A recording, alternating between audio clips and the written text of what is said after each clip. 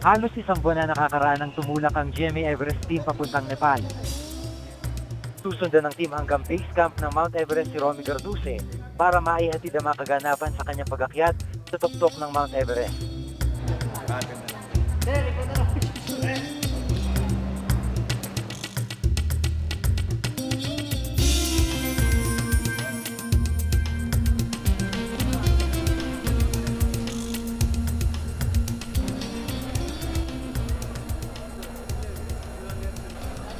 Matapos ang 10 oras na paghihintay sa airport ng Kathmandu, kabisera ng Nepal, sa wakas nakakuha kami ng flight papuntang Lukla.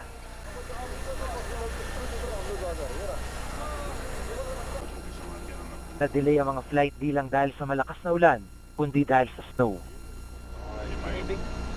Binibigyan kami dito ng bulak tsaka candy. Yung bulak para sa tenga, earplugs.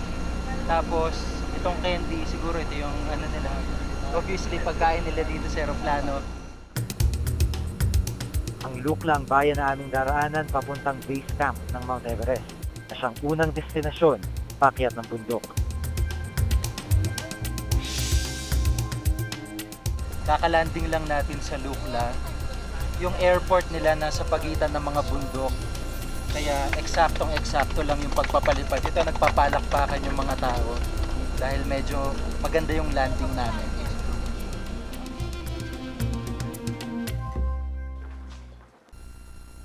Matapos ang 2 oras mula Kathmandu Airport, narating namin ang bayan ng Lukla. Sa lunch na ito kami nagpalipas ng gabi. Dito kami agad napasabak sa kakaibang putahe ng mga taga rito. Ang order ko kanina, chicken fried rice. Pero yung dumating, fried rice pero iba yung laman. Buffalo meat daw to.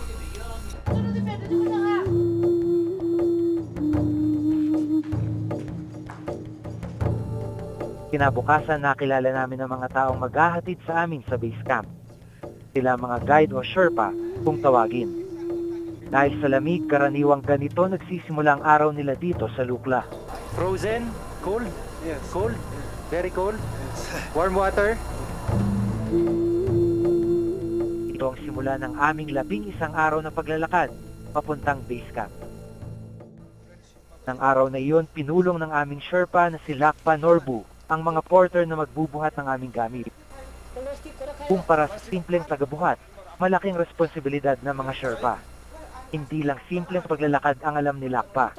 May formal na training siya sa ice climbing, rock climbing, maging first aid training. Ito na raw ang kanyang profesyon. Normally they carry 30 kilo. Normally, Yes. and this looks a little huge, but this is about 30 kilo only. So one person can carry this one.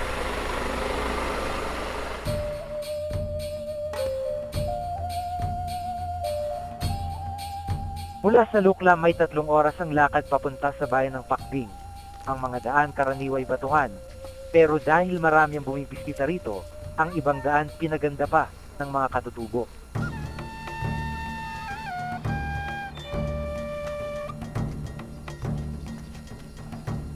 Kung mapapansin nyo yung mga daan nitong mga porters at mga Sherpa dito sa papuntang base camp ay talagang inayos pa ng mga bato dahil noon daw medyo maputik ito at makitid yung daan.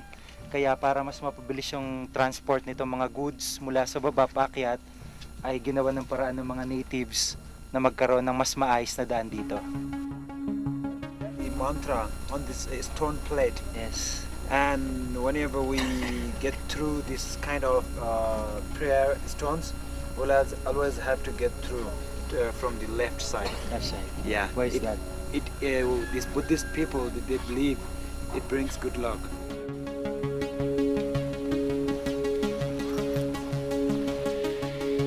Kalagitnaan ng aming paglalakbay, hinabot kami na ulan. Lalo pang lumamig ang may ginaw ng panahon. Kaya ang 3 oras sa karaniwang lakad, hinabot ng mahigit 4 na oras.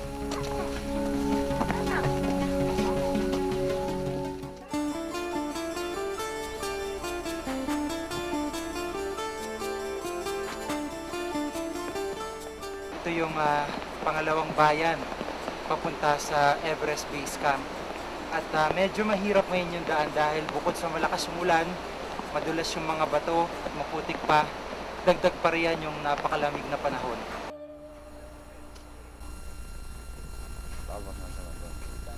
Mula Pakding sunod naming pupuntahan ang bayan ng Namche. Nagsisimula pa lang ang umaga, pumuporma na ang aming makakasamang magbuhat ng aming mga dala.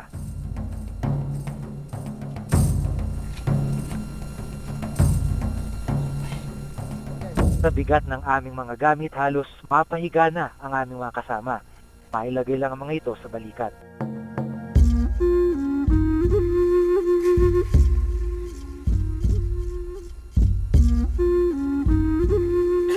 Karaniwan silang nauna at nakikita na lang sa lugar na aming pupuntahan.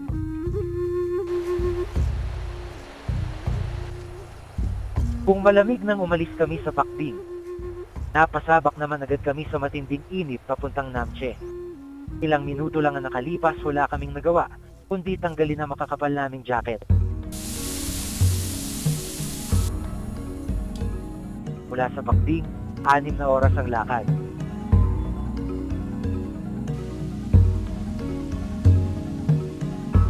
Sa taas nitong 3,000 metro, nasilayan namin sa unang pagkakataon ang Mount Everest. Nandito na tayo sa may 3,000 metrong altitude. Nararamdaman na natin yung epekto. Mahirap huminga dahil manipis na yung hangin. Pero napapawi yan kahit papano. Dahil sa likod natin, sa gitna ng mga bundok na ito, yung tuktok mismo ng Mount Everest.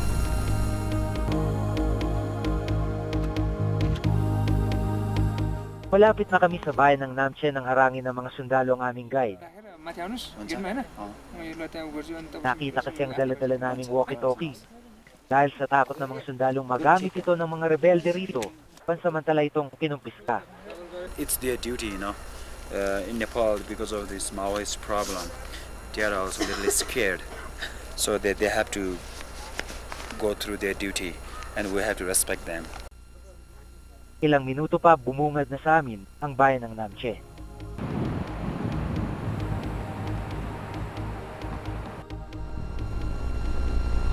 Tapos ang may 8 oras na paglalakad, nandito na tayo sa Namche. May 10,000 feet ang taas. Medyo manipis na yung hangin at mas malamig dito.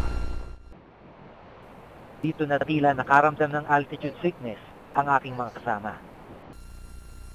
Medyo masakit na yung ulo ko, tsaka para akong magkakasakit. Because one of them is a good friend of mine. Inom muna ako ng gamot. I used to... Agad sila pinagpahinga para makabawi ng lakas.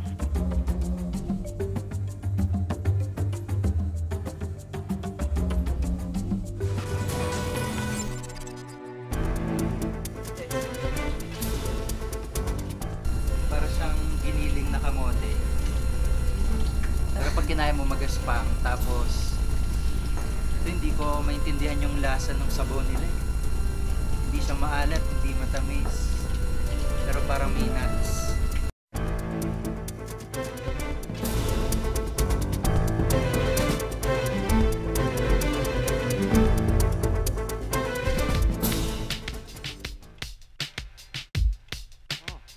Pulubundukin ang daan papuntang base camp ng Mount Everest.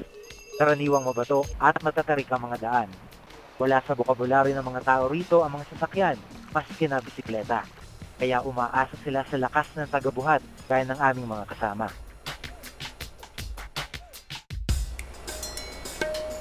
Malamig man ang hangin, manipis lang ang damit ng ilan sa kanila.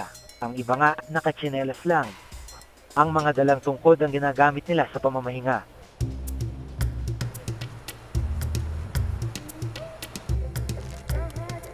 Ang iba para malibang sa daan, may dalang radyo.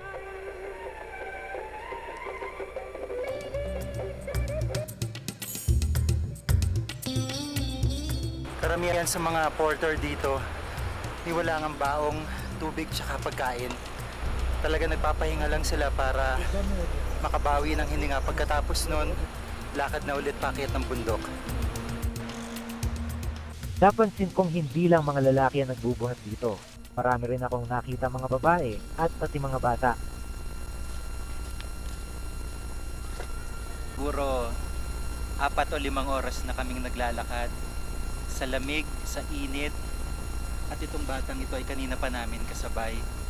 Siya ay isa sa mga porter na nagbabiyahe dito papunta sa Namche. At kung nakita nyo naman yung daan, medyo mabato, pero para sa kanya, kayang-kaya daw niya yung trabaho. He don't want to go school. He want to follow his father, but his father is well experienced working in this field. It's very difficult. So his father doesn't want anymore his son to carry loads and do trekkings. Yeah, and he wants to send him school again. May sariling pagkain ng mga nabubuhat dito, pampalakas daw ng katawan. Nang abutan namin ang aming mga kasama, ito ang kanilang pananghalian. Para siyang giniling na kamote. Pero pag kinaya mo magaspang, tapos ito hindi ko maintindihan yung lasa ng sabaw nila eh. Hindi siya maalat, hindi matamis. Pero parang may nuts.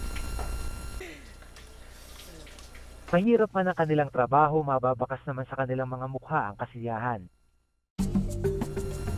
Dahil sa mga nararamdaman, dinabuti ng aming guide na isailalim kami sa tinatawag na acclimatization o pag-adjust sa lugar. Para mawala mga sintomas ng altitude sickness, hinarap namin ito sa pag-akyat pa sa mas mataas na lugar. We go for hiking.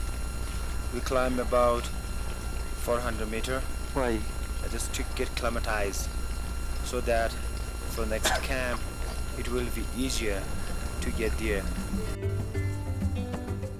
Mahigit 3,000 metro ang bayan ng Namche. At mula rito ay umakyat pa kami ng 300 metro. Init at lamig ang naranasan namin sa bundok naming inakyat. Hindi naging madali ang daan para sa amin. Mas mahirap pagka makapal yung yelo. Kasi natatabunan yung mga bato at wala ka masyado mapakan na matigas. Lalo pa ngayon na natutunaw na yung mga yelo, yung daan nagpuputik, kaya mas madulas. Kung mahirap na ang paakyat, pagsubok din ang pagbaba. Ang malamig na hangin maaaring magdulot na rin ng sakit. Bukod sa mga taong nagbubuhat, may katulong na hayop ang mga tao rito. Yak ang tawag sa mga ito. Sila makatumbas sa mga kalabaw sa atin, pero nabubuhay lang sila sa malalamig na bansa, kagaya ng Tibet at matataas na bahagi ng Nepal. Walang tigil ang pagbiyahe nila ng pagkain at iba pang kailangan ng mga nakatira sa itaas. Mga yak ang ginagamit sa pagdadala ng mga equipment ng mga aakyat sa Mount Everest. Umpisa pa lang ang aming pinagdaanan sa paglalakbay patungong base camp ng Mount Everest. At sa kabila ng matitinding pagsubok, determinado naman kaming marating ang aming destinasyon.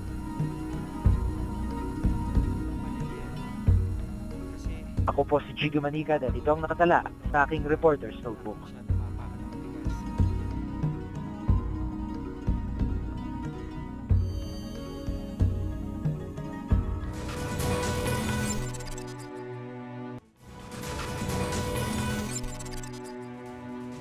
Kung may nais kayong ipasiyasat na issue o balita, maaari kayong tumawag sa amin sa numero 928-7021, local 1424.